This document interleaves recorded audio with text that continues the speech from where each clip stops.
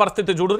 ఇక దాంతో పాటుగా మా అన్న 3 రంగుల జెండా వచ్చి సింహమోలే కదిలేనాడుర్రో. అరే 3 రంగుల జెండా వచ్చి సింహమోలే కదిలేండట.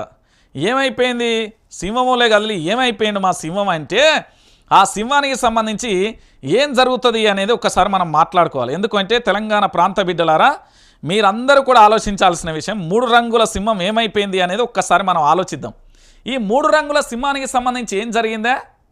ఏడవైన మా 3 రంగుల సింహం రాష్ట్ర ముఖ్యమంత్రి యనుమల రేవంత్ రెడ్డి గారు, మీ పార్టీ కాంగ్రెస్ పతనం దిశగా అయిపోయిందండి.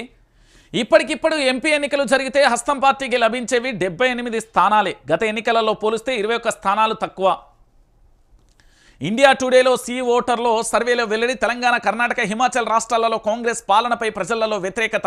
ఒక్కసారి చూడు, మన దేశ ప్రధాని, భావి భారత ప్రధాని అని చెప్పుకునే రాహుల్ గాంధీ, మిస్టర్ రాహుల్ గాంధీ ఎక్కడా? ఆర్టీసీ క్రాస్ రోడ్లో బిర్యానీ సెంటర్లో నీకోసం బిర్యానీ వెయిట్ చేస్తుంది.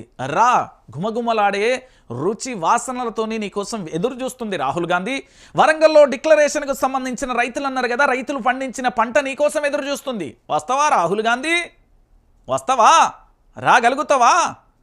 ఏమత్తావులే, వచ్చేటట్టు కూడా లేవు కదా. ఒకసారి చూడురి. ఇగో సి ఓటర్ ఏమన్నది అంటే, ఇండియా టుడే సర్వేలో జరిగిన సమయం ఏంది అంటే జనవరి 2 నుంచి ఫిబ్రవరి 9 వరకు 543 మొత్తం లోక్సభ స్థానాలు భారతదేశ వ్యాప్తంగా.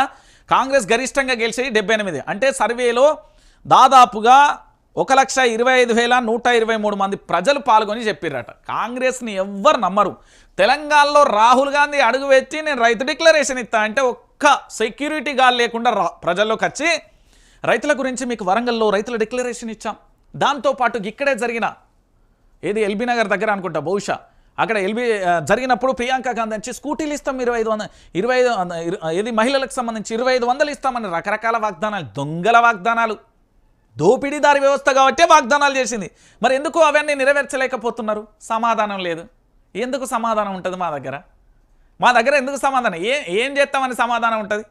ఒకసారి మీరు అందరూ కూడా ఆలోచించాలి. కాంగ్రెస్ పార్టీకి పూలదండలు కాదు, ఏ దండలైనా పడవచ్చు, అది మాకు సంబంధం లేదు. తెలంగాణలో రైతులు అగ్గిరగిలినట్టు రగులుతున్నారు. రైతు రుణమాఫీ కాక, రైతు భరోసా రాక, రైతు బీమా రాక, రైతుకు కరెంటు లేక, నీళ్లు రాక, పండించిన పంటకు 500 బోనస్సు లేక, రైతులు అగ్గి మీద గుగ్గిలైతున్న, నిరుద్యోగులకు ఉద్యోగ అవకాశాలు లేక, ఎటు చూసినా కూడా బిక్కుబిక్కుమంటూ నేల తల్లి ఏ విధంగా నెర్రలు వారిపోయిందో మా జీవితాలు కూడా ఇట్లనే అయిపోతాయని నిరుద్యోగులు ఆందోళన వ్యక్తం చేస్తున్నారు. దాంతోపాటు ఈ తెలంగాణలో రక్షణ లేదని పసిపాప నుండి పండు ముసలావిడ వరకు కూడా ఆందోళన వ్యక్తం చేస్తున్నది. కనీసం ఇక్కడ తెలంగాణలో భారత రాజ్యాంగం నిత్యం చేతిలో పట్టుకొని పార్లమెంటుకు వెళ్లే మా రాహుల్ గాంధీ కనీసం తెలంగాణలో మహిళలకు రక్షణ లేకుండా పోయింది. క్రైమ్ రేట్ ఎట్లున్నదో ఆయనే చెప్తాడు, వాళ్ళకే తెలుసు. అది కమాండ్ కంట్రోల్లో సమీక్షా సమావేశం చేస్తుండదు. ఇక సెక్రటరియట్ ఎందుకో నాకే వాస్తట బాగలేదట, వాస్తు బాగలేదట, అది కూడా చెప్తా, రేపు చెప్తా. అది పూర్తి ఆధారాలు రావాలి కదా మామూలుగా. కాంగ్రెస్ తెలంగాణలో ఇప్పుడు ఎన్ని గెలుస్తుంది తెలుసా? గుండు 0. ఇప్పటికిప్పటికీ ఈ తెలంగాణలో గనక ఎన్నికలు జరిగితే కాంగ్రెస్ పార్టీకి వచ్చేది గుండు 0. కాంగ్రెస్ పార్టీకి ఎన్నతైనా గుండు 0, గుర్తుపెట్టుకోరు. ఈ తెలంగాణలో 119 అసెంబ్లీ సెగ్మెంట్లలో ఇప్పటికిప్పుడు ఎన్నికలు జరిగినా కూడా మొత్తం ఎట్లా అంటే మరి దారుణంగా కూడా ఓడిపోయే పరిస్థితి కనబడుతుంది. ఆలోచించుకోరు తెలంగాణ ప్రాంత బిడ్డలందరూ కూడా. ఇంతకు మించి ఏమీ లేని పరిస్థితి కనబడుతుంది. ఇగో 25 మంది ఎమ్మెల్యేలలో అసంతృప్తి, సర్కార్ను కూల్చేది కాంగ్రెస్ ఎమ్మెల్యేలే, అబద్ధపు హామీలతో పాలన అట్టర్ ఫ్లాప్, రాహుల్ పర్యటనను ఆపిందే రేవంత్, మాజీ మంత్రి ఎర్రబెల్లి దయాకర్ రావు సంచలన వ్యాఖ్యలు అంటూ కూడా చెప్పిన పరిస్థితి కనబడుతుంది. నేను ఇంకొక విషయం కూడా చెప్తున్నా. రేవంత్ రెడ్డికి వెన్నుపోటు పొడుస్తున్నది బీఆర్ఎస్ పార్టీ, బీజేపీ, కమ్యూనిస్టులో ఇతరత్ర కాదు. రేవంత్ రెడ్డికి వెన్నుపోటు పొడుస్తున్నది కాంగ్రెస్ పార్టీ ఎమ్మెల్యేలే. ముఖ్యంగా మొన్నటికి మొన్న అనిరుద్ధ్ రెడ్డి ఫామ్ హౌస్లో ఎందుకు పంచాయతీ పెట్టిండు, మంత్రి పొంగులేటి శ్రీనివాసరెడ్డికి ఎందుకు కాంట్రాక్టులు పోతున్నాయి, దాంతోపాటు మంత్రులే ఎందుకు చలామణి అవుతున్నారు. కాంగ్రెస్ పార్టీ ఎమ్మెల్యేలు చాలామంది పాపం నాకు ఫోన్ చేస్తారు. ఈ ఫోన్ కూడా టాప్ అవుతుందని ఆడాడగలుగుతారు. కలిసి అన్న మా పరిస్థితి ఇట్లుందన్న, మా నియోజకవర్గాన్ని ఫండ్ రావట్లేదు, పోనీ మా నియోజకవర్గాన్ని వచ్చిన పక్క జిల్లాకు సంబంధించిన మంత్రి మా దాంట్లో పుల్లలు పెడతాడు ఏందన్నా? ఏం పనిపాడలేదన్నా? ఎవరి నియోజకవర్గాలలో వాళ్ళు ఉండాలి కానీ మా దగ్గరికి వచ్చి ఈడొక గ్యాంగ్ను తయారు చేసి ఈడొక ఏంది అంటే ఒక సర్కిల్ను స్టార్ట్ చేస్తాడు ఏందన్నా ఇది అని ఆ ఎమ్మెల్యేలు ఇబ్బంది పడుతున్నారు. కాంగ్రెస్ ఎమ్మెల్యేలు చాలా వరకు కూడా అవస్థలు పడుతున్నారు. ఇలా ఎర్రబెల్లి దయాకర్ రావు 25 చెప్పిండు కానీ నేను దానికి ఇంకో 5 32, ఇంకో 5 ఇంకో 2 ఎక్కువ ఎత్తాను, 32 మంది అని చెప్తాను నేను.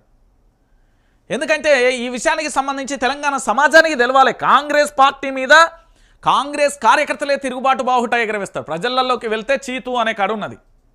ఏదో మేము కాంగ్రెస్ పార్టీకి సంబంధించిన నేతలం మేము ఏం చెప్పినా నడతదనుకుంటే అది సోషల్ మీడియా మీ వాట్సాప్ స్టేటస్లకు మీ ఫేస్బుక్లకు మీరు 4-10 మంది ఉన్న కాడ మాట్లాడే మాటలు తప్ప రియాలిటీగా గ్రౌండ్ లెవెల్లో అంత సీన్ లేదు. చెప్తున్నా కదా, ఊరి పొలిమేరలు దాటేదాకా తని ధరంతారు. ఆ విషయాన్ని గుర్తుపెట్టుకోవాలి యావత్తు తెలంగాణ సమాజం కూడా. 25 మంది ఎమ్మెల్యేలలో అసంతృప్తి ఉన్నది అంటే ఇంతకంటే ఘోరమైన పరిస్థితి ఇంకేముంటుంది తెలంగాణ ప్రాంత బిడ్డలారా. కాంగ్రెస్ పార్టీ ఎప్పుడైనా పడిపోవచ్చు, కాంగ్రెస్ పార్టీ ఎప్పుడైనా పతనం కావచ్చు, ఎప్పుడు ఏదైనా జరగవచ్చు. అందుకే బీజేపీతోని రేవంత్ రెడ్డి స్నేహం చేస్తాడు. అంతకు మించి ఏమీ లేదు. నేను చెప్తున్నా కదా, అంతకు మించి కనబడని పరిస్థితి. ఇగో ఇప్పుడు మాట్లాడుకుందామా.